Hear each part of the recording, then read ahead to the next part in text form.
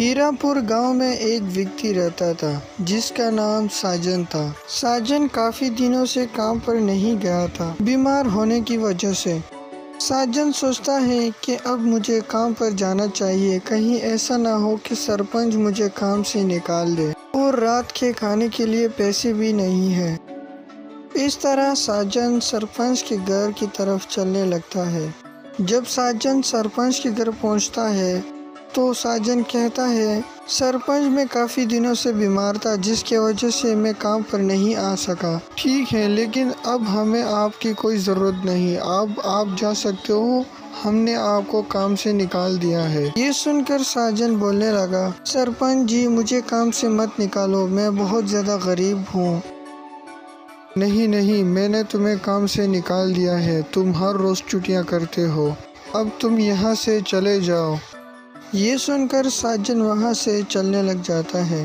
घर से निकलने के बाद साजन बहुत ज़्यादा परेशान होता है और सोचता है, अरे अरे अब मैं क्या करूँगा, मेरे पास तो पैसे भी नहीं, रात का खाना मैं कैसे खाऊँगा। ये सोचकर साजन वहाँ से चलने लग जाता है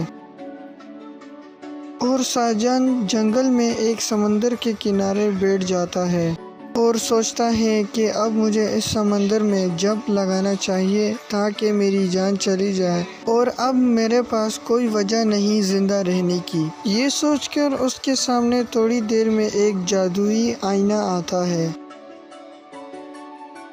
और वो इस जादुई आईने को देखकर फौरन खड़ा हो जाता है। साजन इस आईने के करीब जाता है। ये किसका आईना है यहाँ पर, और यहाँ पर कौन छोड़ के चला गया। ये कहकर साजन सोचता है, काश मेरे पास एक बेहतरीन खाना होता ताकि मैं अभी अपना भूख मिटा देता।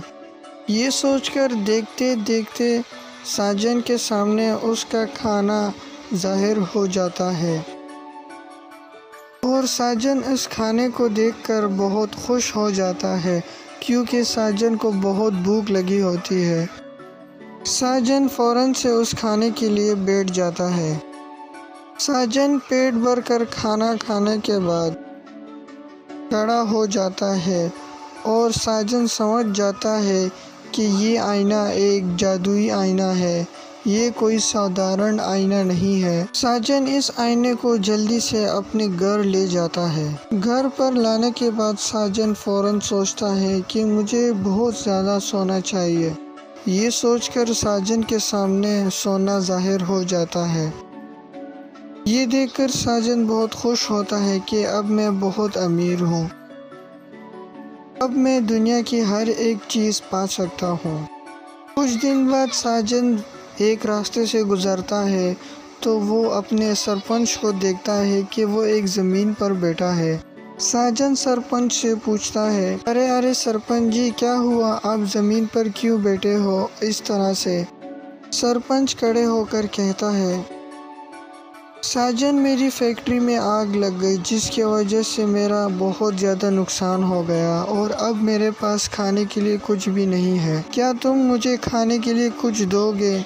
नहीं, मेरे पास कुछ नहीं है, मैं तुम्हें कुछ नहीं दे सकता। ये बोलकर साजन वहाँ से चलने लग जाता है। थोड़ी देर में साजन अपने घर पहुँच जाता है और साजन जादुई आईने से कहता है, आईने मुझे इस गांव का सरपंच बना लो। लेकिन इस बार आईने से कोई जवाब नहीं आता। ये देखकर साजन बहुत हैरान रहता है और आईने से दोबारा कहता है, आईने मैं आपसे दोबारा कहता हूँ कि मुझे इस गांव का सरपंच बना लो। लेकिन फिर भी आईने से कोई जवाब नहीं आता।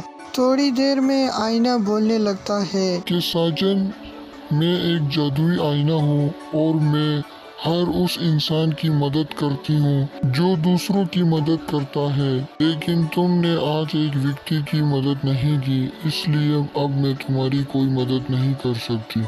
ये बोलकर आईना वहाँ से गायब हो जाता है। इस वीडियो से हमें ये सबक मिलता है कि हमें हर इंसान की मदद करनी चाहिए।